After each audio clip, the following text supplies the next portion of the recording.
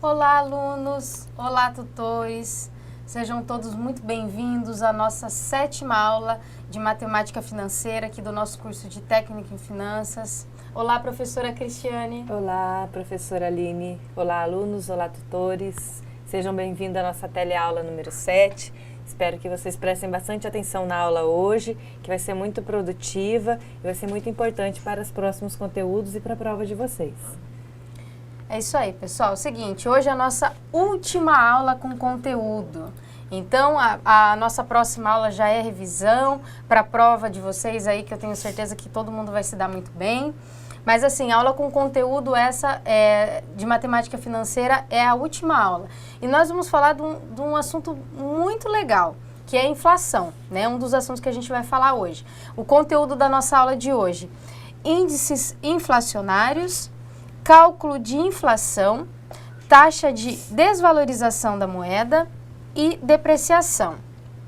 Aí com isso a gente tem o quê? Os objetivos, né? Que é compreender o que são índices inflacionários, realizar os cálculos de inflação média e acumulada de um período, determinar a taxa de desvalorização da moeda e conceituar e calcular os diferentes métodos de depreciação, tá? Eu falo que é um assunto muito interessante porque todo dia, quando a gente está assistindo o jornal, né, a gente ouve falar de inflação, ouve falar qual que foi o percentual de inflação do mês, ouve falar qual é o percentual acumulado de inflação do ano, né? E muitas vezes tem muitas pessoas que não sabem que impacto que isso tem no nosso bolso, né?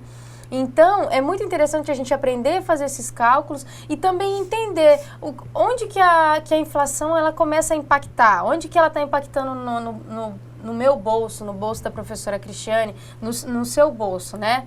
Dos alunos aí, dos tutores que estão vendo a nossa aula. Então, essa aula vai ajudar vocês a entenderem melhor o que é inflação. E junto com isso também, que a inflação, acompanhando a inflação, vem o quê? A taxa de desvalorização da moeda, que a gente vai ver isso também. E logo após nós vamos falar sobre depreciação. Todo mundo que for trabalhar numa empresa, ou trabalhar na parte financeira, na parte contábil de uma empresa, sempre vai ver aquela continha lá escrito depreciação e vocês vão entender bem nessa nossa aula de hoje o que significa isso, ok? Então vamos lá. Índices inflacionários. O que é inflação, pessoal? De acordo com Pereira Neto, inflação corresponde a um aumento generalizado do nível dos preços praticados em uma determinada economia, traduzindo-se assim em uma queda no poder de compra dos envolvidos nesse ambiente. Como assim queda no poder de compra? Eu estava até dando uns exemplos para vocês nas aulas anteriores. O que a gente comprava com R$100 há 2 anos atrás, a gente não compra mais esse ano, né? Os R$100 de 2 anos atrás não tem o mesmo poder de compra que R$100 de hoje. Então, isso é a queda no poder de compra, que é a nossa chamada inflação, ok? Dentro dos índices inflacionários, né? Imagine que você receba um salário mínimo e consiga realizar toda a compra de alimentos necessários para a sua família, se alimentar por um mês, né? O intuito do salário mínimo é que a gente consiga sobreviver durante o mês com ele, né? Agora, vamos admitir que durante o mês houve um aumento dos preços de todos os alimentos. Nesse caso, no mês seguinte, você conseguirá comprar a mesma quantidade de alimentos com o mesmo salário? Logicamente que a resposta é não. A gente não vai conseguir comprar a mesma coisa. Isso significa que o nosso poder de compra caiu e por isso a gente não consegue realizar a mesma compra que realizava antes. Então, se o meu salário dava para comprar, vamos supor lá, 50 itens no mercado, né? E esses 50, vamos colocar que desses 50 itens, 30 tiveram um aumento de preço. A gente vai conseguir comprar os mesmos 50? Não vai com o mesmo dinheiro. Por quê? Porque o nosso dinheiro perdeu o poder de compra. E é por isso que todo ano a gente tem aí o aumento do salário mínimo, né? tem muitas empresas que elas já fazem um aumento de acordo com o sindicato da categoria, né? Mas a gente tem que ter esse aumento, porque senão chega uma hora que o nosso salário não vai suprir nem as nossas despesas básicas, né? Isso não pode acontecer. Então é por isso que, acompanhando a inflação, todo ano a gente tem um aumento salarial aí. Que muitas vezes a gente pode achar que é um aumento de salário, mas na verdade não é. Foi um aumento só para o nosso dinheiro não perder o poder de compra, né? E a gente vai ver isso mais um pouco adiante na nossa aula. Como a inflação é sentida pela população, pessoal? A inflação não é sentida de forma homogênea pelas famílias. Seu impacto depende muito do que cada uma consome, onde mora, qual a sua renda mensal, entre outros fatores, né? Então, assim, se eu sou acostumada a comprar um arroz de determinada marca e a professora Cristiane, ela compra outra marca de um pouco mais cara do arroz, e o arroz que ela compra sofreu um aumento de preço, e o que eu compro não sofreu, então eu não vou sentir esse impacto. Por isso que a gente diz que a inflação depende muito aonde que a gente mora,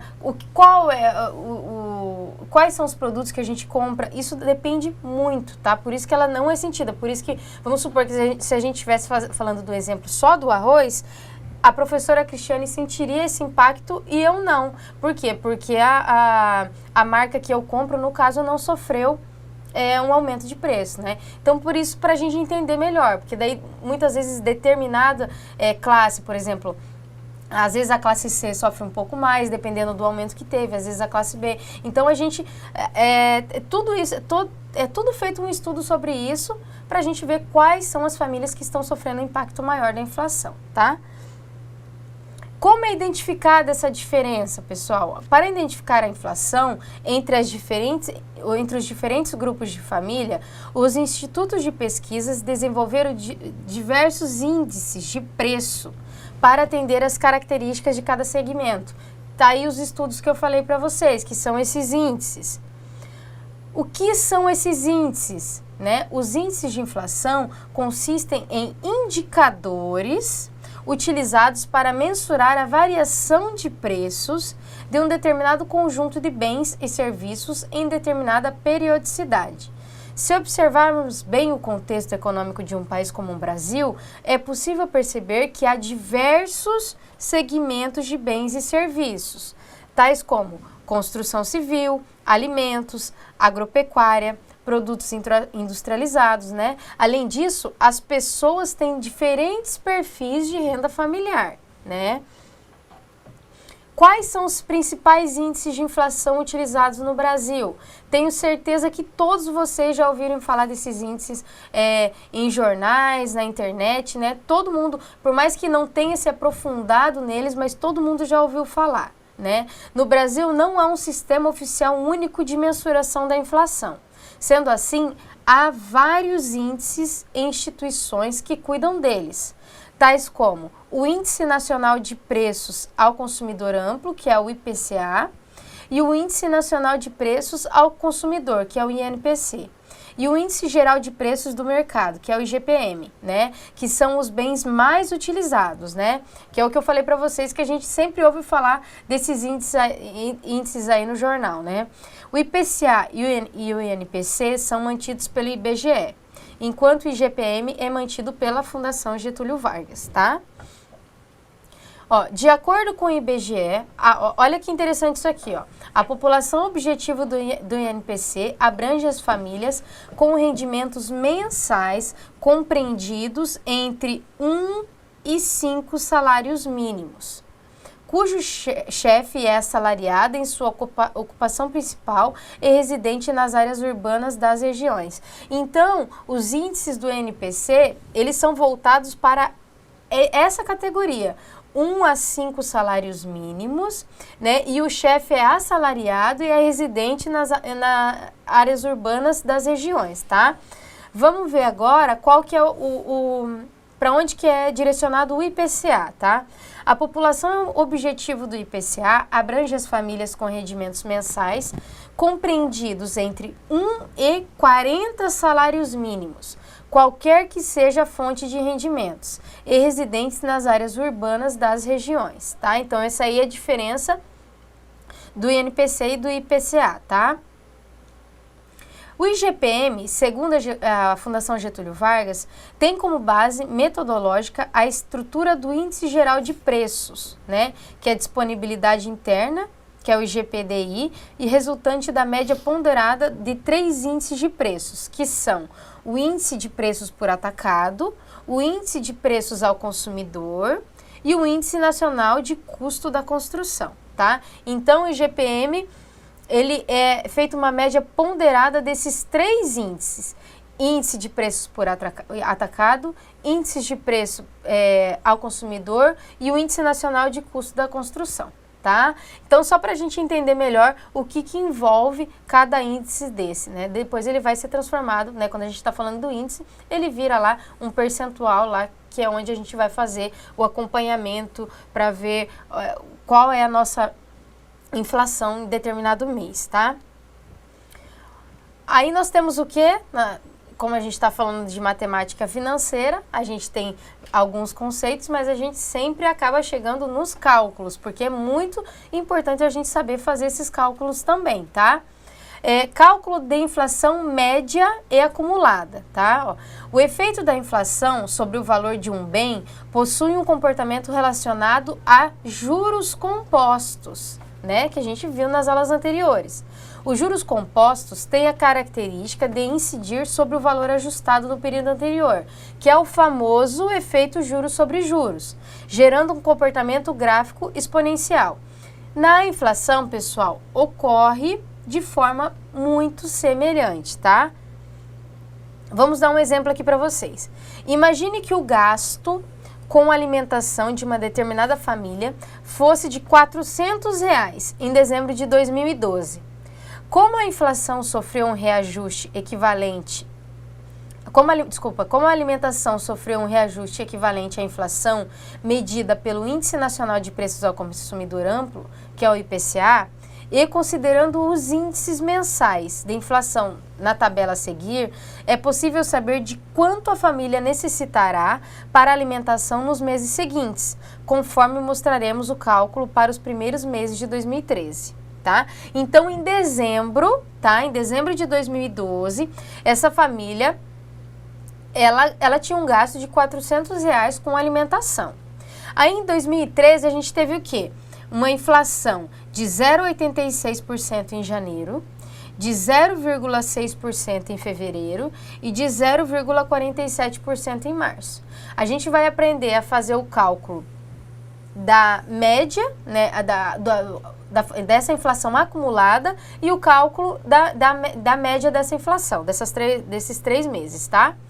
Aí a gente tem aqui, ó, olha que interessante aqui essa tabelinha. Se em janeiro, se em dezembro de 2012 ele sobrevivia com R$400, se a inflação de janeiro de 2013 foi 0,86, a gente faz o cálculo aqui para ver quanto que daria isso a mais sobre R$400. Aí a gente tem que em janeiro de 2013 ele precisaria para comprar as mesmas coisas de R$403,44. Por isso que a gente fala que o dinheiro acaba perdendo o poder de compra, porque os mesmos R$400 a gente já não compraria as mesmas coisas, tá? Juntando com a inflação de fevereiro, que foi 0,6%, a gente vai pegar R$403 aqui e fazer lá vezes o 0,6%. Olha onde que está o comparativo aí com os juros compostos. A gente não vai fazer o 0,6% sobre R$400. A gente vai fazer sobre os R$403,44 que já incidiu o juros sobre isso. Então, aí que a gente fala que é o efeito juros sobre juros.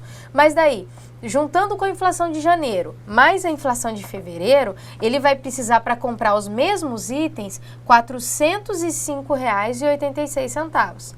Fazendo esse mesmo cálculo para março, que a inflação foi de 0,47%, a gente vai ter que essa família vai precisar de R$407,77 para comprar, para fazer a mesma compra de dezembro. tá? Então, a gente viu aí que a gente precisou de R$ 7,77 a mais para a gente manter aquela mesma compra que a gente fazia 3 meses atrás.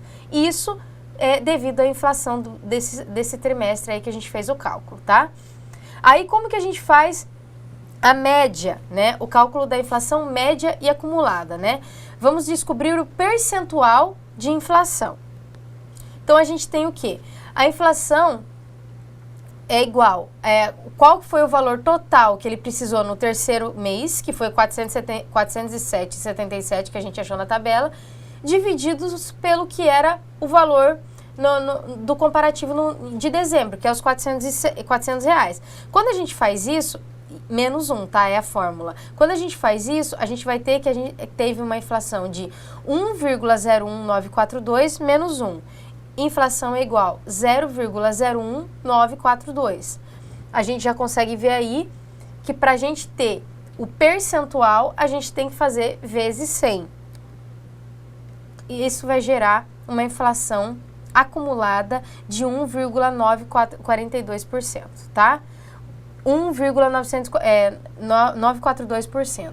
Aí a gente tem uma outra fórmula para mostrar para vocês como que a gente faria isso só. Não, o índice de inflação acumulado no primeiro trimestre foi de 1,942%. A gente tem uma outra fórmula que a gente vai pegar só, vai esquecer dos valores que seria o valor de compra, né? O valor que a família gastava no mercado, e vamos pegar só os índices mesmo da inflação do período. Então, a gente vai pegar, a inflação é igual 1 mais a inflação do mês 1, vezes 1 mais a inflação do mês 2, vezes 1 mais a inflação do mês 3. E se tivesse mais de 10 meses, a gente ia fazer a sequência, né? Então, vamos ver como que vai ficar essa conta aqui. Inflação é igual. Quanto que é a inflação? Inflação de janeiro, né? Então, a gente vai pegar do primeiro mês. 1 mais a inflação de janeiro. Lembrando sempre, por que aqui está 0,0086? Porque a gente tem que dividir por 100. Tudo que a gente coloca na fórmula, a gente tira do percentual. Mesma coisa a gente vai fazer em fevereiro. Então, aqui vai ficar 1 mais 0,0086 vezes, vamos pegar de fevereiro, 1 mais 0,6 dividido por 100, que é igual a 0,006, vezes, e vamos pegar de março também, 1 mais 0,47 divididos por 100, que é 0,0047. Tudo isso menos 1. Aí a gente vai ter a inflação é igual. Quando a gente faz essa soma, a gente tem 1,0086 vezes, vamos fazer essa soma, 1,006 vezes, vamos fazer essa soma aqui, 1,0047. Como vocês viram, resolvendo tudo que está dentro do parênteses primeiro. Tudo isso menos 1. Agora a gente vai resolver todas essas multiplicações aqui. Quando a gente faz 1,0086 vezes 1,006 vezes 1,0047, a gente tem 1,01942. Isso menos 1. Então, a gente vai ter igual a 0,01942. Vamos colocar em percentual, só multiplicar por 100. Isso vai ser equivalente a 1,942%. Como vocês viram, deu exatamente o mesmo resultado que a gente pegar pelo valor que dos R$ 407,77 divididos pelos R$400. Mas muitas vezes a gente não vai ter essa informação. Quanto que, por exemplo, a gente gastava em janeiro que a gente gasta agora em março? Muitas vezes a gente não tem essa informação. Mas se a gente for lá e ver qual que são os índices de inflação desse período, a gente consegue ver qual que é a média acumulada da inflação desse período, tá? Então, muitas vezes vai ficar vai ser bem mais tranquilo da gente achar a média pelo percentual disponível, tá? Aí a gente tem o quê? O cálculo médio da inflação. A gente achou ali, na fórmula anterior, a inflação acumulada. E agora a gente vai descobrir a inflação média, tá? Então, aqui a gente tem a taxa equivalente, né? Que é a nossa inflação. Aí a gente tem 1 mais a taxa acumulada, né? Raiz quadrada de 1 mais a taxa acumulada, menos 1. E aqui a gente tem o número de períodos aqui na raiz, tá? Vamos pegar aquelas informações. A gente viu que nós tínhamos encontrado a inflação média, a inflação acumulada do período era 1,942%. Para a gente colocar na fórmula, a gente tem que dividir por 100, que vai voltar a ser o 0,01942. Então, aqui dentro da raiz a gente tem 1 mais a taxa acumulada. A taxa acumulada a gente achou ali no exemplo anterior. Aí o número de períodos. De quantos meses que a gente está falando naquela tabelinha? A gente não estava falando de janeiro, fevereiro e março? Não são 3 meses? É por isso que vai o 3 aqui, 3 períodos. Se a gente estivesse falando, por exemplo, de 6 meses, estaria o número 6 ali, tá? Tudo isso menos 1. Então, primeiro a gente vai resolver o que está dentro da raiz, né? 1 mais 0,01942, que vai ser igual a 1,01942 dentro da raiz, né? Menos 1. Aí a gente vai ter, quando a gente faz essa conta aqui, a gente vai ter 1,00642 menos 1, que é igual a 0,00642. A nossa inflação média mensal, por que que a gente está multiplicando por 100 aqui? Porque a gente quer transformar em percentual, tá? Então, a nossa inflação média mensal é de 0,642%, tá? A taxa de inflação média mensal do IPCA no primeiro trimestre de 2013 foi de 0,642%. Tá vendo? Primeiro trimestre, quando a gente está falando de trimestre, a gente está falando de 3 meses. Se a gente estivesse falando do semestre, ali seria o 6, tá, pessoal? Então, nos sites hoje a gente vai procurar, quando a gente até digita no Google, né, a inflação do período, a gente já consegue encontrar na internet qual foi a inflação, né, de janeiro a maio, por exemplo, de 2016. Então, é interessante para a gente fazer essa conta. Qual que foi a inflação desse ano? Aqui a gente está dando um exemplo que está no livro de vocês, então é um exemplo um pouco mais antigo. Mas vamos, dentro das nossas atividades, a gente vai fazer aí com o exemplo da nossa realidade, que é do ano de 2016, tá? Junto, como eu comentei com vocês, junto com a inflação, vem a taxa de desvalorização da moeda, tá? Segundo a Saf Neto, enquanto a inflação representa uma elevação nos níveis de preço, a taxa de desvalorização da moeda, que é a famosa TDM, tá? Mede a queda no poder de compra da moeda causada por esses aumentos de preço. Porque se aumenta o preço, a gente tende a poder comprar menos. Então, isso quer dizer que a nossa moeda está sendo desvalorizada, que é por isso que eu estou falando que é a famosa TDM, taxa de desvalorização da moeda, tá? Olha esse exemplo aqui, eu acho muito legal esse exemplo. É fácil compreender esse conceito se analisarmos que, no início do Plano Real, no ano de 1994, o pão francês custava em média de 8 centavos, o que significava que com R$1 se compravam 12 pães, em média, né? No ano de 2013, R$1 não compra 2 pães. Isso significa que houve uma desvalorização da moeda.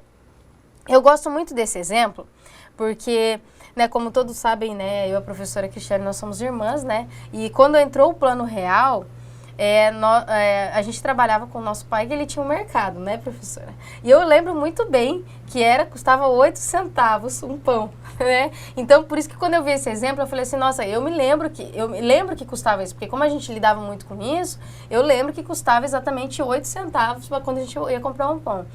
E quando foi semana passada, eu cheguei na panificadora e eu fui comprar e eu pedi 10 pães, né? E eu já quis pegar assim, redondo, porque eu queria dar esse exemplo para vocês. E eu paguei R$6,60. Isso quer dizer que agora a gente está pagando 66 centavos no pão. Então, para vocês verem como que a nossa moeda desvalorizou, né, professora? A gente pagava 8 centavos num pão e hoje esse mesmo pão está custando 66 centavos. E até para tirar o foco do valor do preço do pão hoje em dia, nessa época, até fazendo essa comparação, nessa época, o pão realmente ele era vendido à unidade. Era o pão de 50 gramas que era vendido à unidade. Hoje eles já colocaram o pão por quilo. Então você compra a quantidade de pães que você quer e pesa, que é para você não associar qual que é o valor unitário de cada pão também, né? É isso aí. E ainda é interessante porque é bem isso que a professora falou. Agora a gente não compra mais por unidade, né? Então, quando a gente vai lá comprar 10 pães, a gente não sabe quanto que vai dar, não é? A gente sempre, é o que eu falei, eu paguei R$6,60, mas pode ser que em outro lugar, quando eu pedir 10 pães, dependendo do peso, tudo vai ter uma variação aí de preço. Mas eu acho muito interessante, né? Eu não sei quantos de vocês que se lembram, né, quando foi o início do Plano Real, mas é muito interessante para a gente ter uma noção mesmo de como que o nosso dinheiro perdeu valor nesse tempo, né? O exemplo eu acho muito interessante o exemplo do pão, porque é uma coisa que todo mundo compra, né? Quando a gente fala assim, tem diferenciação de família para família, mas pão é uma coisa que toda família, né, compra, né, professora? Então, é um exemplo muito bacana da gente entender o que é a TDM, o que é a taxa de desvalorização da nossa moeda. Com 8 centavos hoje, a gente não compra nem metade do pão. Acho que não compra mais nem uma bala, né?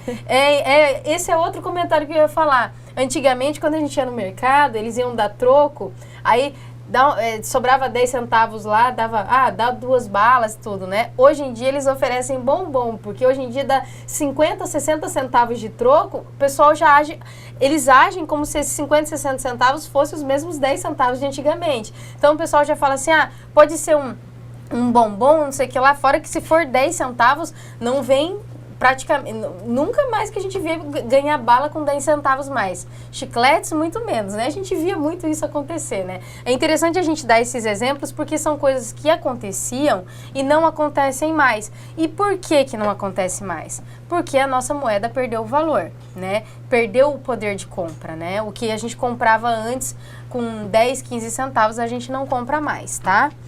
Tenho certeza que ficou bem claro esses exemplos aí para vocês, tá? Vamos para os cálculos agora, tá? A gente tem a fórmula aqui da TDM, né? Que é o cálculo da taxa de desvalorização da moeda, que é muito, muito simples. A TDM é igual a inflação sobre 1 mais inflação, tá? Então, olha que fácil que fica.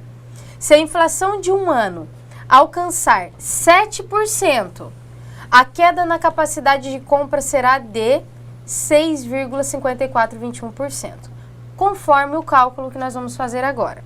Então, a gente tem TDM é igual. A TDM não é igual a inflação sobre 1 mais inflação. Aqui a gente não está falando que a inflação do ano foi de 7%. A gente vai dividir por 100, né, pessoal? Para colocar na fórmula. 7 divididos por 100 é igual a 0,07. Então, a gente vai ter 0,07 sobre 1 mais 0,07. Aí, a gente tem 0,07 sobre 1,07. Essa divisão dá 0,0654. Transformando em percentual, a gente tem 6,54%, tá? Então, isso significa que isso significa uma perda no poder de compra de 6,54%. O que isso quer dizer? Que o que eu comprava, que o meu salário, por exemplo, ele vai perder durante o ano 6,54% do poder de compra, que a gente não vai conseguir comprar mais com o mesmo valor, tá? Aí a gente tem o quê? Um outro exemplo que a gente pode fazer sobre o salário mínimo, tá, pessoal? Ó, podemos analisar o salário mínimo, que foi reajustado em janeiro de 2013 para o valor de 678, e o salário aprovado para janeiro de 2014, que é de 722. Se a inflação acumulada no ano de 2013 for de 6%, analisemos as seguintes situações. Olha só, vamos por partes aqui. 2013, o salário mínimo era 678. Aí, durante o ano de 2013, a gente teve uma inflação acumulada, né, durante o ano todo, de 6%. E daí teve um reajuste no salário lá em janeiro de 2014 para 722. Aí a gente fala, nossa, olha, era 678, aumentou quantos por cento o salário que agora a gente vai poder comprar mais, né? Não é bem assim que funciona. Por quê? Porque junto com o aumento de salário a gente teve uma perda, a taxa de desvalorização da nossa moeda, que é ocasionado pela inflação. Então a gente consegue ver quanto que realmente foi esse aumento do salário mínimo, tá? Ó, qual seria a perda salarial se o salário não fosse reajustado? Então vamos supor que era R$ 678 em 2013 e continuou sendo R$ 678 em 2014. Exemplo, tá? Então a gente tem a mesma conta que a gente fez no exemplo anterior, a gente vai fazer agora. Inflação sobre 1 mais inflação. A inflação foi de 6%, então vai ficar 0,06 sobre 1 mais 0,06. Aqui a gente vai ter 0,06 sobre 1,06. Isso é igual a 0,0566. Vezes 100, que é para a gente transformar em percentual, a gente tem 5,66%. Então, a gente tem aí, a perda salarial seria de 5,66%, se não tivesse o aumento, tá? Agora, com o reajuste do salário para R$ 722, qual foi o ganho real? Primeiro passo, vamos corrigir o salário de 2013 pelo índice da inflação. Então, a gente tem o salário de 2013 era 678, correto? Então, vamos pegar vezes 1 mais inflação. Salário corrigido, 678 vezes 1 mais 0,06, que é a inflação do ano, né? O salário corrigido. Então, olha só. O mínimo que teria que ser feito era ter colocado o salário para 2014 a 718,68 para acompanhar a inflação e para a gente não perder, tá? Só que o salário foi para 722, né? Então, olha só, o salário mínimo de 2013, após a correção pelo índice de inflação de 6%, seria igual a 718,68. Agora, para saber qual foi o ganho real, dividiremos o salário de 2014 pelo salário de 2013 já corrigido, tá? E em seguida subtrairemos por 1. Então, com o reajuste do salário para 722, qual foi o ganho real? Então, o ganho real é igual ao salário, o real, né, que foi feito, dividido pelo corrigido, 2013 mais o corrigido pela inflação, menos 1. Então, a gente tem aqui, quando a gente faz 722 divididos por 718,68, a gente tem 1,00462. Menos 1, a gente tem 0,00462. Vamos colocar isso aqui em percentual, 0,462%, tá? Então, pessoal, com a inflação de 6% no ano de 2013, o salário mínimo terá um aumento real, tá, de 0,462%. Isso não é nem metade de 1%, tá? Porque todo mundo às vezes fala bem assim, a gente teve 7% de aumento, a gente teve 10% de aumento. A gente primeiro tem que fazer o cálculo de qual foi a inflação do ano, para depois a gente ver qual que foi o aumento real do salário mínimo. E nesse caso aqui, que foi um caso que foi exatamente os valores de 2013 e 2014, a gente viu que o ganho real no aumento do salário mínimo foi de 0,462%. Então, para quem fala que teve um aumento aí de 7, 8%, nota-se que não foi nem de 0,5% o ganho real que a gente teve sobre o nosso salário, ok? Aí, com isso, a gente finaliza o que a gente estava falando sobre inflação e taxa de desvalorização da moeda. Eu acho que são dois conceitos assim que a gente tem que saber, porque é a realidade de todos, né? É a realidade de todo mundo todo mundo tem que trabalhar, então é a realidade de todo mundo que trabalha, que tem que pagar lá as contas no final do mês, que tem que fazer a administração aí do dinheiro, fazer a administração do salário. Eu sempre falo, eu já falei algumas vezes aqui para vocês na nossa aula, que para a gente administrar aí o dinheiro de uma empresa, o dinheiro quando a gente estiver trabalhando numa empresa, tanto a gente está falando até na parte financeira quanto na parte contábil, eu acho que a gente tem que primeiro saber administrar o nosso dinheiro. E eu acho que a gente sabendo administrar o nosso salário já é o primeiro passo. E eu acho que é muito interessante a gente saber quanto que a gente está perdendo com a inflação, quanto que está sendo o ganho real do nosso quando a gente tem um aumento salarial aí, tá? E com esses cálculos que eu passei para vocês, vocês vão conseguir fazer isso dentro da realidade de vocês, tá? Muitas vezes o aumento que vocês tiveram de salário foi um pouco maior ou foi um pouco menor, então vocês vão conseguir se basear por esses índices. E pegar também o índice de inflação atual nosso, né? Aí, seguindo a isso, pessoal, a gente vai começar a falar aqui sobre depreciação, tá? O que é depreciação, pessoal? Depreciação é a desvalorização dos bens da empresa, que perdem valor com o passar do tempo, os quais são denominados de bens depreciáveis, tá? A gente tem o que causa depreciação. Entre os principais fatores, destaca-se o envelhecimento de equipamentos, seja pelo uso ou pelo surgimento de outros, mais modernos e eficientes, ou pelo avanço tecnológico, né? Vamos dar um exemplo aí muito prático. Toda empresa tem um computador, né? Então, computadores aí que a gente compra hoje, daqui 5, 6 anos, eles já não estão tendo a mesma utilidade, mesmo porque tem o avanço da tecnologia, né? O computador ele começa a ficar mais lento, isso acontece com todo mundo, né? Com a gente, nas empresas, mas a gente pode falar que é uma vida útil. Então, quando a gente compra um computador hoje na nossa empresa, a gente já vai determinar qual que vai ser a vida útil desse equipamento. E daí a gente vai fazendo a depreciação dele todo mês, tá? No caso, ou por ano ou por mês. A gente tem também, por exemplo, a gente pode falar de automóveis dentro das empresas. Qual que seria a depreciação de cada um deles, né? A gente vai fazer uns cálculos e vocês vão entender melhor como que funciona, tá? Quando a gente está falando de depreciação, a gente está falando de bens que são duráveis, né, pessoal? A gente está falando aí de computador, de automóvel, de moto, de máquinas. Quando a gente está falando de indústria, tem as máquinas, elas também são bens depreciáveis, tá? Agora, por exemplo, quando a gente está falando, eu comprei um material lá para escritório, por exemplo, esses não são bens depreciáveis, tá? Esses são bens assim que a gente vai consumir mesmo, né? Então, ele não vai entrar nessa conta aqui. Quando a gente está estudando contabilidade, vocês vão ter aí a matéria de contabilidade de custos e vocês vão ver aí que tem várias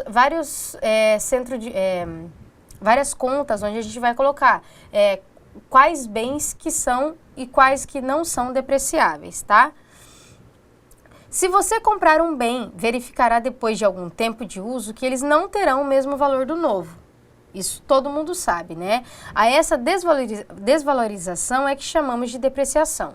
Um outro aspecto importante é que, se você for vender o seu computador ou veículos usados, ainda conseguirá algum valor por eles, o que é denominado de valor residual. Em alguns casos, porém, esse valor residual é igual a zero. Então, por exemplo, se eu compro um carro hoje e pago 40 mil reais e daqui 3 anos vendo ele por 20 mil reais, o valor residual do meu carro é 20 mil reais, que foi pelo que eu consegui vender, tá?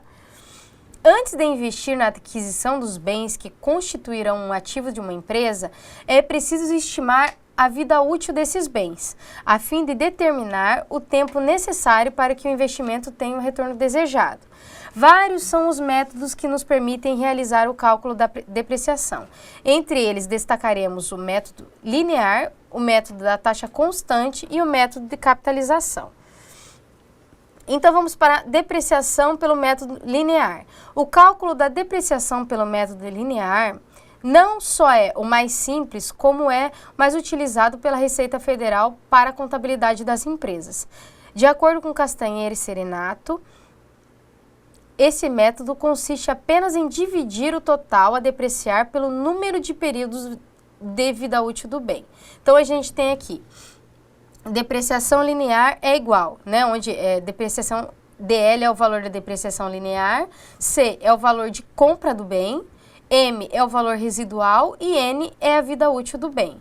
Então, aqui, vamos dar um exemplo, né? Um equipamento adquirido pela empresa ABC pelo valor de R$30.000, sabendo que a vida útil estimada desse equipamento é de 8 anos, após a qual o valor residual será de R$6.000. Então, eu tenho um equipamento que eu paguei R$30.000, ele vai ser depreciado em 8 anos e o valor residual dele será de R$6.000. Vamos colocar na fórmula. DL a gente não sabe, valor de compra do bem 30.000, valor residual 6.000 e o número de períodos, que é o número, a vida útil do equipamento, 8 anos. Então, a gente tem depreciação linear é igual valor de compra, que é 30.000, menos valor residual, que é 6.000, divididos por 8, que é a vida útil, né? Quando a gente faz essa conta, a gente tem 24.000 divididos por 8, que a gente vai ter 3.000. Então, a gente vai depreciar, no caso, né? O equipamento terá uma depreciação anual de R$3.000, tá? É como se a gente guardasse R$3.000 todo ano, para dali 8 anos a gente poder comprar um outro equipamento novo igual aquele, tá? Depreciação pelo método da taxa constante. Esse método tem a característica de a taxa utilizada para o cálculo da depreciação de um bem ser uniforme ao longo de sua vida útil. Dessa forma, esse método é denominado de método de taxa constante. Por essa fórmula, a gente encontra a taxa e por essa fórmula, a gente encontra a vida útil, tá? E é a taxa constante, como a gente sempre viu desde o começo das nossas aulas, que é sempre a taxa, né? C é o valor de compra do bem, como a gente acabou de ver. M é o valor residual. E N é a vida útil do bem. Então, vamos lá para o mesmo exemplo, só que vamos colocar a taxa, né?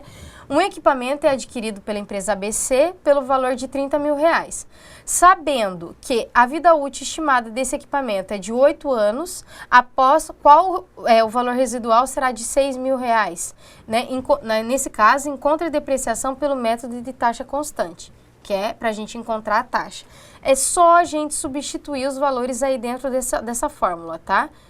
E a gente não tem, o valor de compra é 30.000, o valor residual é 6.000 e a vida útil é 8 anos. Vamos substituir aqui. Valor residual é 6, divididos por 30.000, né? Tudo isso dentro da raiz. E aqui a gente tem a vida útil, né? Então, vai ficar 1 menos a raiz quadrada de 0,2, né? No caso, tudo aqui elevado a 8, né? A gente tem que vai ficar I é igual 1 menos, quando a gente faz essa conta aqui, a gente tem 0,017765. I é igual 0,182235. Multiplicando por 100, a gente tem que a taxa de depreciação é de 18,22% ao ano, tá? Agora, vamos encontrar a vida útil, né? Uma máquina foi adquirida por uma empresa por R$220.000 e vendida após determinado tempo de uso por R$60.000. Então, a gente tem aqui o valor de compra do bem e o valor residual. Considerando que a depreciação foi determinada pelo método da taxa constante e que a taxa utilizada foi de 14,99%, praticamente 15% ao ano, né, pessoal? Como identificar a vida útil dessa máquina? Só colocar nessa fórmula aqui.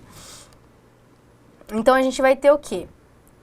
Que I é igual... Primeiro, a gente vai pegar os 14,099% e dividir por 100, que vai ficar 0,14990772, tá? Valor de compra, 220.000, valor residual, 60.000 e a vida útil a gente não tem. Então, a gente vai colocar aqui na fórmula. A gente vai ter LN de 60.000, que é o valor residual, divididos por 220.000. Tudo isso divididos por LN de 1 menos a taxa, que é 0,14990772. N é igual 60.000 divididos por 220.000, a gente vai ter 0,27, 27, 27 e assim sucessivamente, né? Divididos por LN de 0,850092.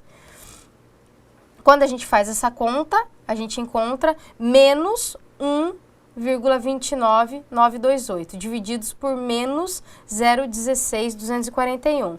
Lembrando que menos com menos é mais, nosso N vai ser 8. Então, a gente tem o tempo de depreciação desse exemplo é de 8 anos, tá? Pessoal, para finalizar aqui, a gente tem a depreciação pelo método de capitalização.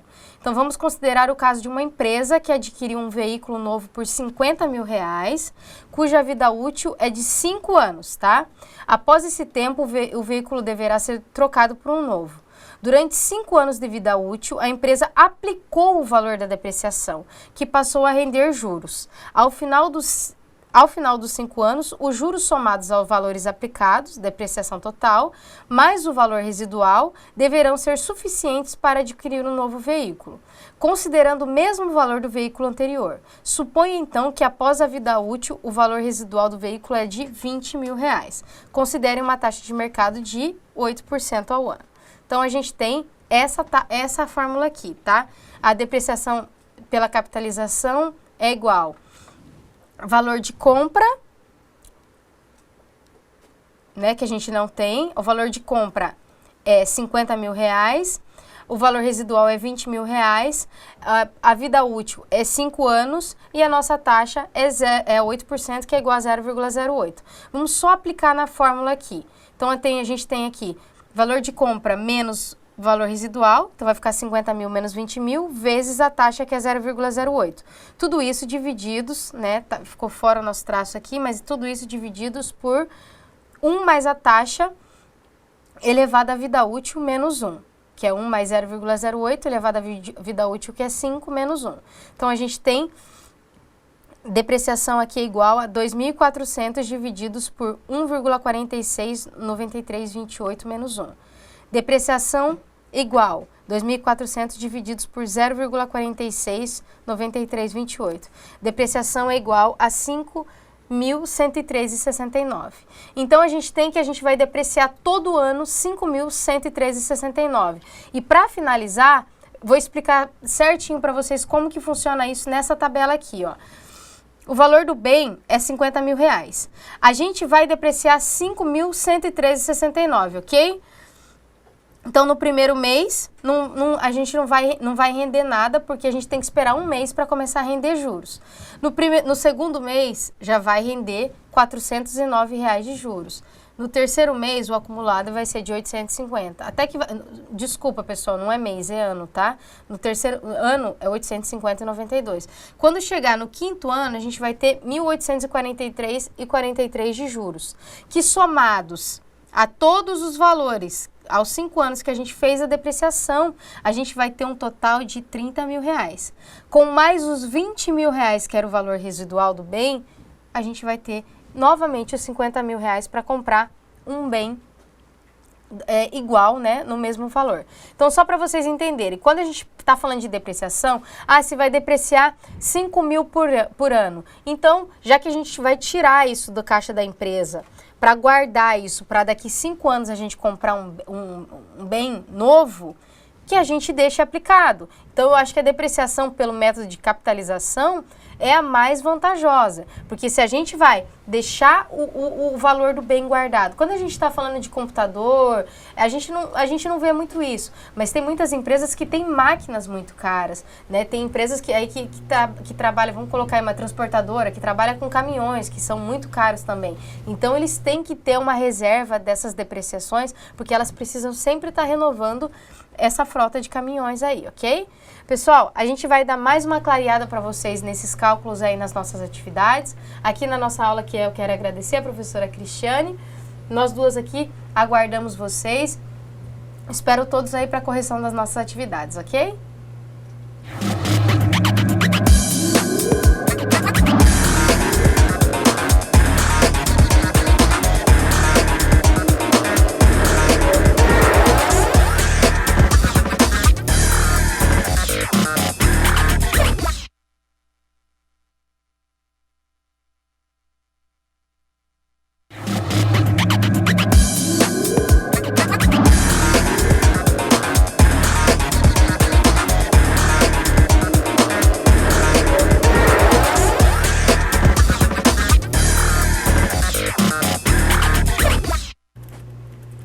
Olá, alunos, tutores. Vamos à correção das nossas atividades. Antes da gente começar, queria fazer aqui uma ressalva. Foi falha minha mesmo, tá, pessoal? Aqui, coloca aqui quando a gente está falando aqui de inflação, 1,27%, 0,9%, 0,43%, 0,61% e 0,78%. Então, teve alguns tutores e alguns alunos que ficaram na dúvida sobre isso, se estava taxa unitária ou se estava em percentual e tinha que transformar em taxa unitária. E eu digo que vocês ficaram na dúvida com toda razão, né? Porque se não estava o percentual do lado, como é que vocês vão saber se é taxa percentual ou não? Então, assim, eu já vi que teve alguns alunos que acertaram essa questão, porém, surgiu essa dúvida. Então, assim, quando a gente colocar isso, tem que estar em taxa percentual, tá? Eu teria que ter colocado o percentual aqui do lado, acabei esquecendo, mas para vocês saberem aí que a gente tem que transformar, tá em percentual e a gente tem que transformar em taxa unitária. Desculpa. Teve até uma tutora que comentou que ela fez como taxa unitária e depois ela transformou porque ela achou que tinha dado muito alto e com razão. Ela é taxa percentual e a gente tem que transformar em taxa unitária, ok? Temos algumas contribuições da questão 1?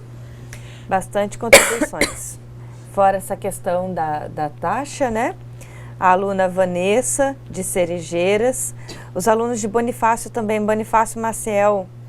Ruth Bonifácio Maciel também ficou com dúvida na primeira questão. E os alunos de Alta Floresta também já mandaram as respostas e começaram a participar. Ok, pessoal.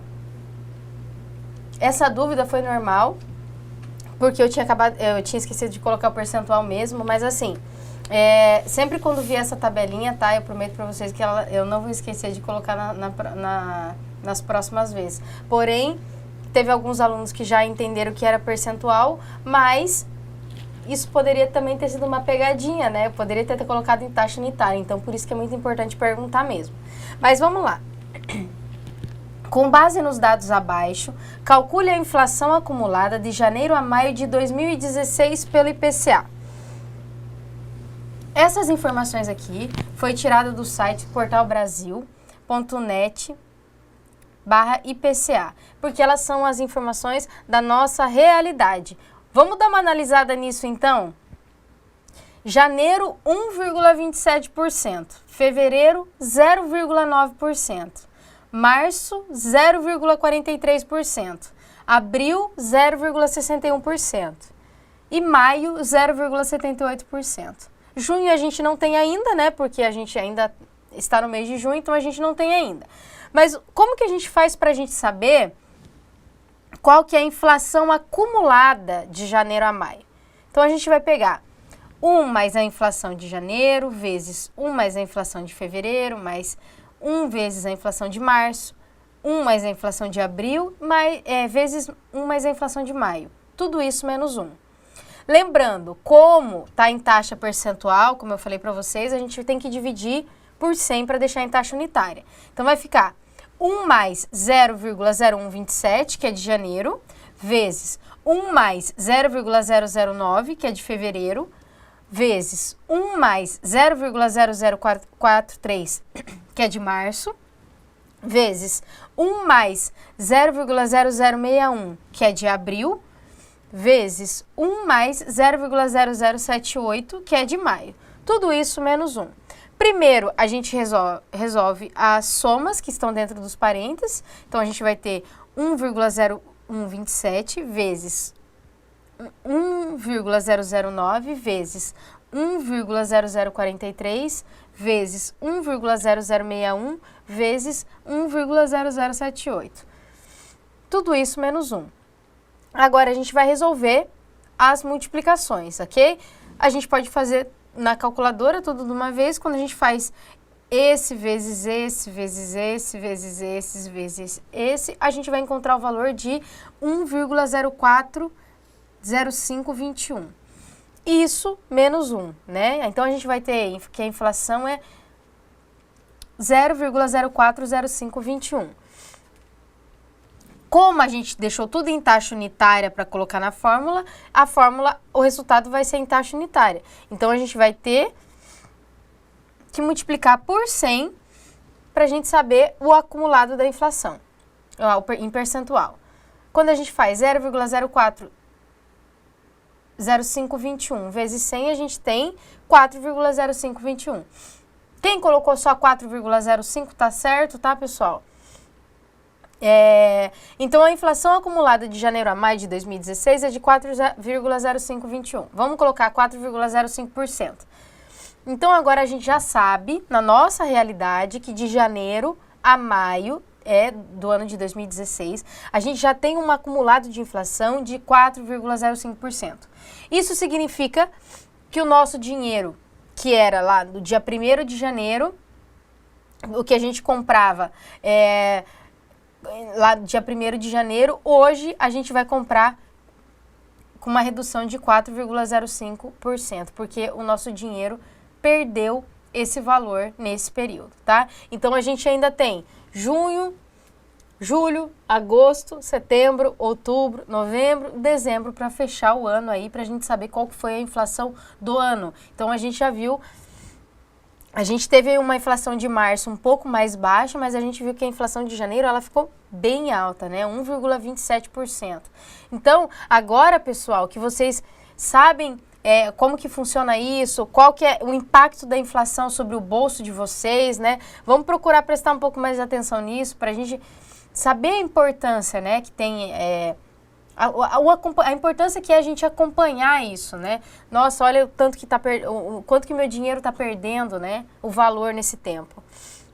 Mais alguma contribuição sobre essa questão, professora? Os alunos de Plácido de Castro também mandaram a resposta correta. Alguns alunos que já tinham mandado aqui no chat, que não tinham acertado as questões, eu acredito que agora, com a explicação, vocês conseguiram entender como é o cálculo correto e já podem corrigir suas questões aí. É assim, pessoal, nesse caso, eu acho que o que vai impactar um pouco vai ser o seguinte. Eu tenho certeza que vocês, a hora que pegar o valor lá, sabe colocar o valor na fórmula. O que vocês não podem se esquecer disso. Tá em percentual, para colocar na fórmula, tem que transformar em taxa unitária. Se tiver, a resposta tá em taxa unitária, a gente transforma em percentual. Porque quando eu tô perguntando assim, qual foi o percentual de inflação do ano? Eu não quero saber a taxa unitária, eu quero saber a taxa percentual. Foi 0,0... Não, eu quero saber a taxa percentual do ano.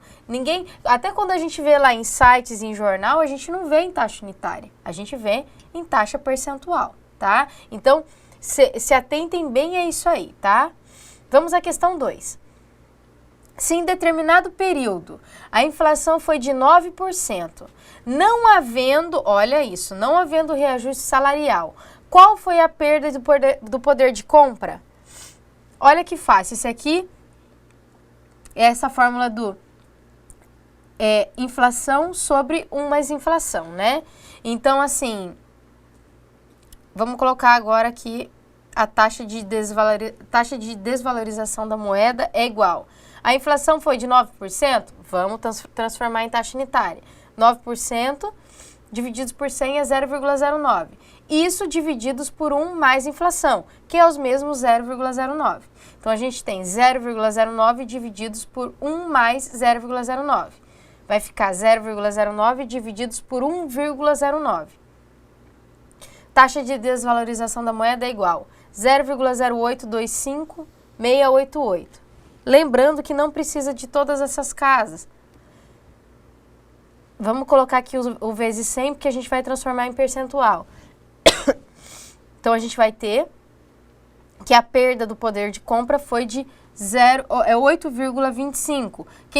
Quem colocou 8,26, arredondou para 8,26%, olha só, pessoal, se a gente tiver uma inflação de 9%, um acumulado de 9% ao ano, a perda do nosso poder de compra, a taxa de desvalorização da nossa moeda vai ser de 8,26%, né? Faz tempo que a gente não vê um reajuste salarial de de 8%, de 9%. Então, para a gente se atentar bem a isso. Assim, quero ver quem vai ficar curioso para quando fechar dezembro aí, ver qual que foi a inflação acumulada do ano.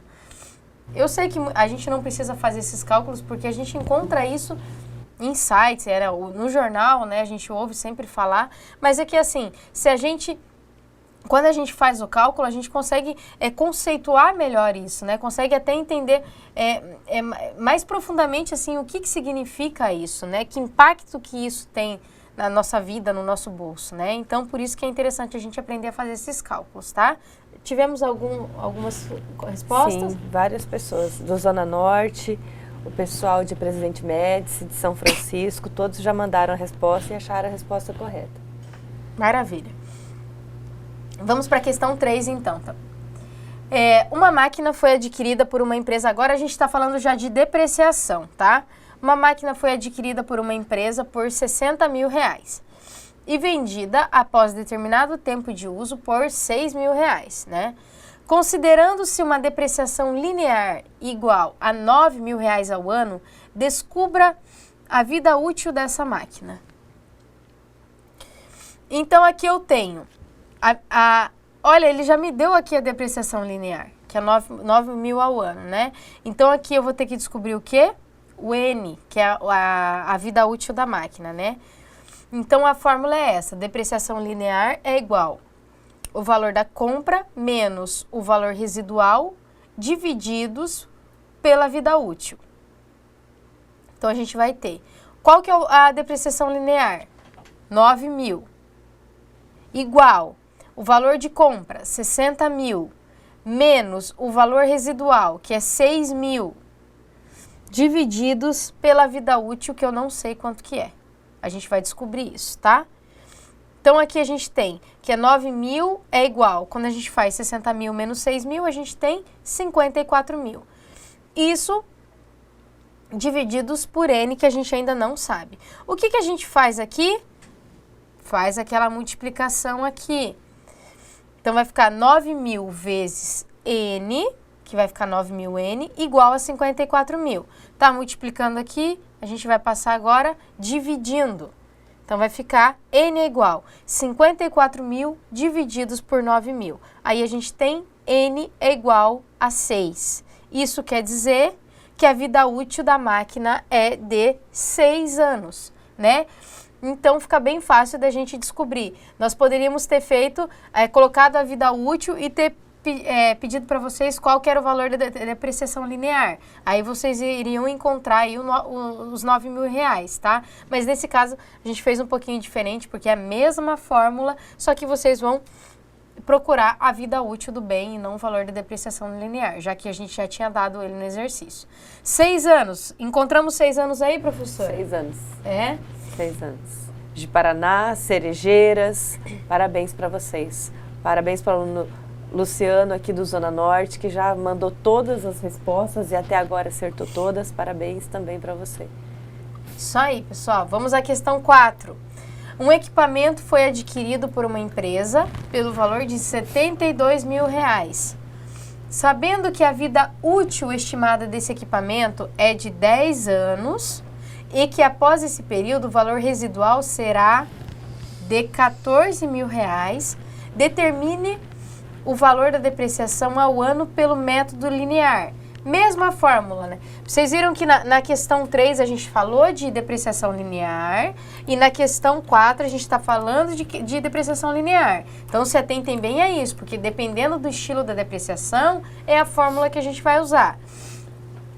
Então, vamos colocar aqui os dados, né? A gente tem que depreciação linear é igual valor de compra menos valor residual sobre vida útil. Então, a gente tem depreciação linear. Qual que é o valor de compra? Tá aqui, 72 mil reais. Menos. Qual que é o valor residual? 14 mil reais. Tudo isso divididos pela vida útil, que é 10 anos. Tá aqui, 10 anos. Depreciação linear é igual. Quando a gente faz 72 mil menos 14 mil, a gente tem 58 mil.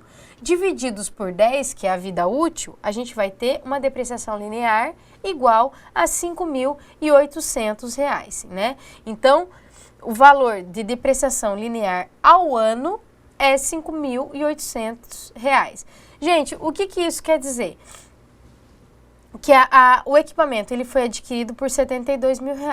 Então, durante 10 anos, a empresa vai aplicar... Aqui a gente não está falando do regime de capitalização, mas é como se ela guardasse R$ 5.800 durante 10 anos. Quando chegar no final do 10º ano, ela vai ter R$ 58 mil.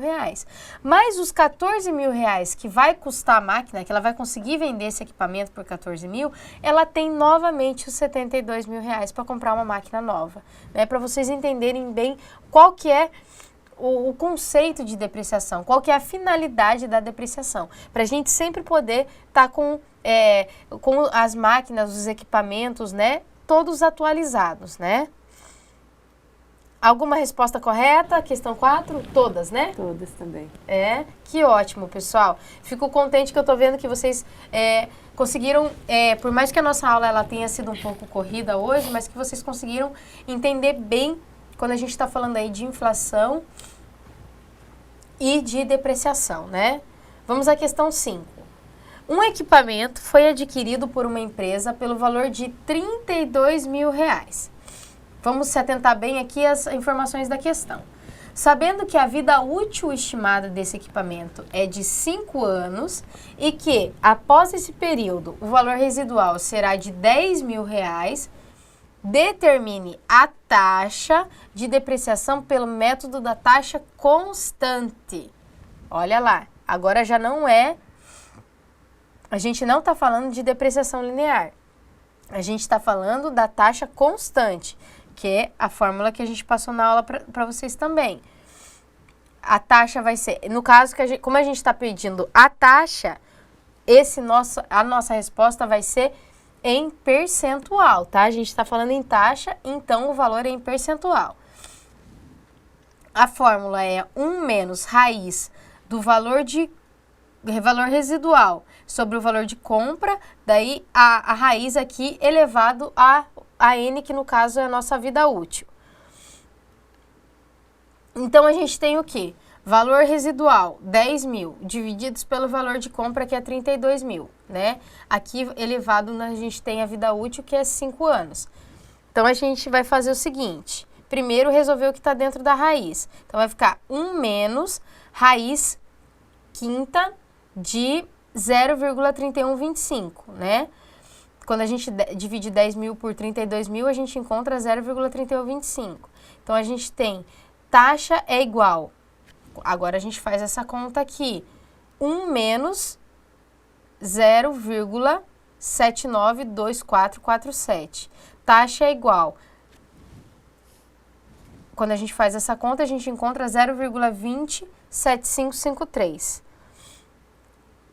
Isso está em taxa unitária. A gente quer percentual. Então, a gente vai fazer vezes 100, ok?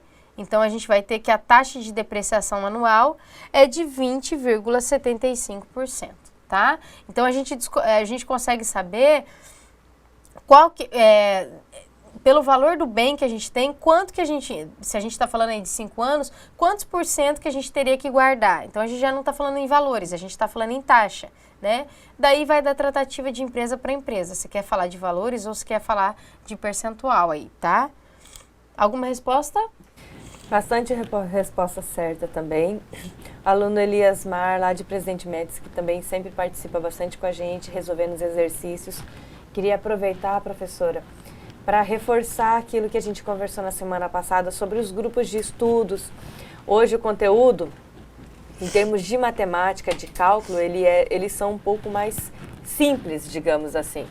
Mas vocês têm toda uma revisão para ser feita aí de juros compostos, do conteúdo da aula passada, que seria interessante vocês não deixarem se perder a ideia de fazer o grupo de estudo para que vocês reforcem aí em grupo, em cada um dos seus polos, esses conteúdos. Mesmo porque, pessoal, é o seguinte, na nossa aula, não dá pra gente deixar eu vou rever tudo na próxima aula, que vai ser a nossa revisão, né? Não dá pra gente deixar mesmo porque o conteúdo, ele não é pouco, né? Então a gente não vai conseguir ver tudo na aula da revisão, muito menos todos os cálculos, tá? Então, assim, é muito interessante mesmo, que é o que eu falei para vocês, a gente comentou na aula passada, que são os multiplicadores aí, para quem tem um pouco mais de facilidade nesses cálculos, para passar para os demais, né, para os colegas aí no cada polo aí que a gente está falando. E assim, para vocês exercitarem. Eu falei isso na aula passada, eu vou falar hoje de novo e provavelmente eu vou falar na próxima aula. O que a gente tem que praticar? Matemática a gente tem que praticar. Não adianta a gente fazer a conta hoje e pegar daqui um mês e tentar, porque a gente tem que praticar, tá? Então, assim, na próxima aula já é a nossa prova, a gente vai ter uma aula de revisão, né? Então, não vamos deixar as dúvidas para tirar na aula da revisão. Revisão é para dar uma clareada, era isso mesmo, que era só para vocês pensar assim, já sei tudo isso, né? A gente só está revendo mesmo. Mas assim, vamos, como a professora Cristiane falou, vamos fazer os grupos de estudo, vamos praticar, refaçam os exercícios, tá? Muitas vezes lá eu sei que o livro está disponível em PDF para vocês, mas começou os exercícios, copiem os exercícios no caderno, tentem resolver os exercícios, porque isso aí já vai ajudar muito, tá? Na hora de que vocês estiverem fazendo a prova. Igual eu falei para vocês, não se preocupem em decorar fórmulas. Eu não peço para nenhum aluno decorar fórmulas, a gente tem que entender, como eu tenho falado para vocês nas aulas anteriores, saber interpretar a questão, extrair as informações da questão e aplicar na fórmula que é dada, tá? Porque, assim, se eu falar para vocês decorar as fórmulas, já vai ficar um negócio meio... Não vou falar impossível, mas vai ficar muito complicado. Então, não se preocupem eu não sei qual fórmula que eu vou usar em determinado problema, em determinada questão. Esse problema vocês não vão ter. Vocês vão ter que se preocupar no quê? Interpretar a questão, extrair as informações de maneira correta, taxa, não esquecer de dividir por 100 para colocar no problema, na fórmula, porque a gente sempre dá taxa em percentual. Todos os exercícios que a gente fez, pessoal, desde juros simples até hoje, que foi o nosso último assunto, que foi depreciação, todas as taxas elas vieram em percentual e a gente fez a divisão por 100 para colocar na fórmula. Então, isso é uma coisa assim, que eu sempre estou falando isso, porque pode ser um momento assim de desatenção, né, professora, que pode acontecer de errar uma questão.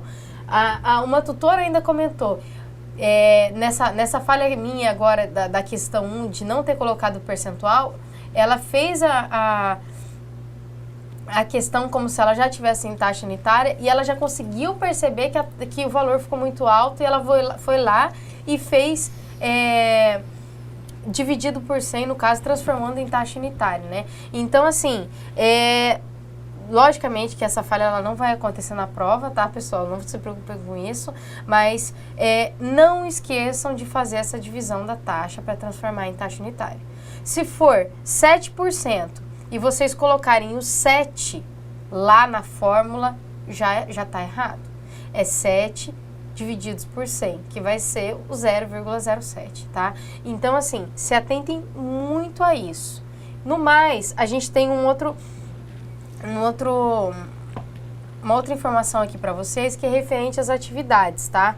A tarefa que eu tinha passado para vocês, que é de desconto, amortização, série de pagamentos e fluxo de caixa, ela era até ontem, porém ela foi prorrogada até domingo, até dia 26, né? Até do dia 26 de junho.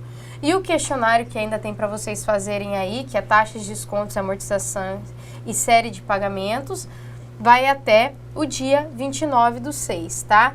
Aproveitem para fazer essas questões, a tarefa, o questionário, junto aí com os colegas, para vocês tirar a dúvida do outro, tá? E falando também, que tem bastante aluno perguntando sobre o fluxo de caixa. Gente, eu queria... Essa tarefa do fluxo de caixa foi mais para vocês entenderem como que funciona. tá? Daí tem aluno perguntando, mas a professora quer que eu faça ele anual, quer que eu faça ele por mês.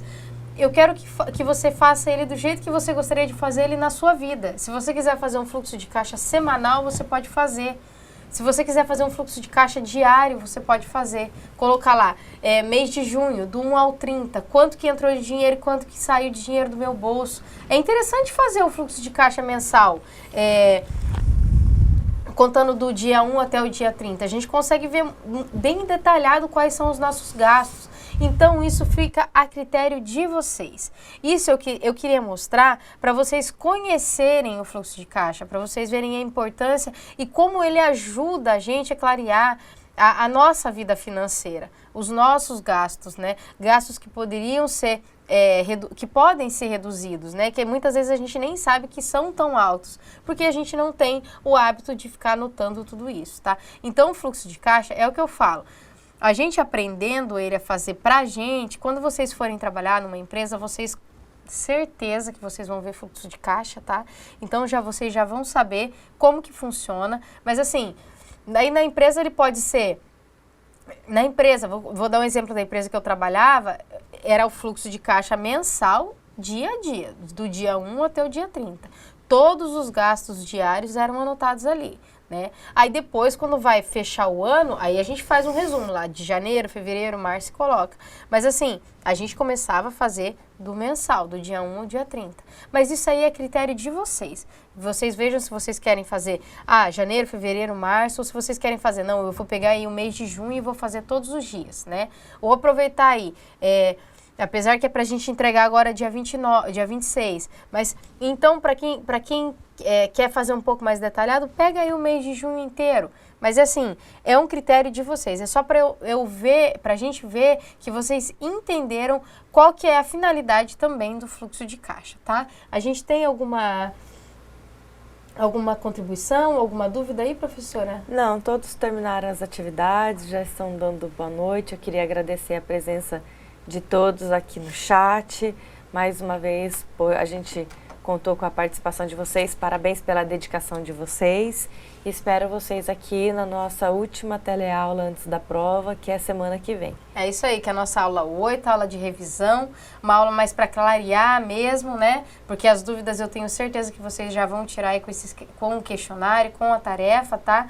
No mais, pessoal, quero agradecer a presença, a participação aqui. Se eu não tiver a participação de vocês aqui no chat, né? Como que é verdade. É muito importante porque é um momento de interação nossa. Então,